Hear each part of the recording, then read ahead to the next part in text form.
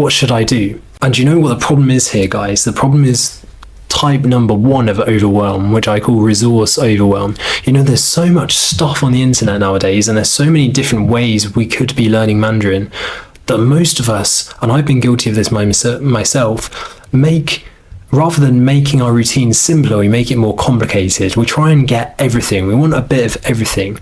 But what's the solution here? If you want to stop feeling overwhelmed and make real progress, I encourage you to cut down on your resources. I would recommend actually only having 1 or 2 resources for each of the skills that you're practicing training. For listening, you could have podcasts. For reading, you could have graded readers. For speaking practice, you could have language exchange.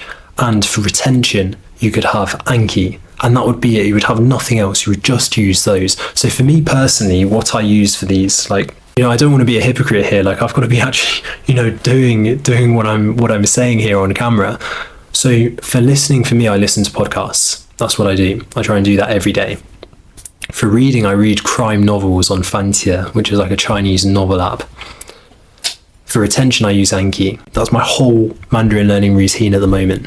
So I want to really encourage you to have a think, like, are you using too many resources? And just cut down to 1, maximum 2 resources for each of the skills that you're trying to train, as I said earlier.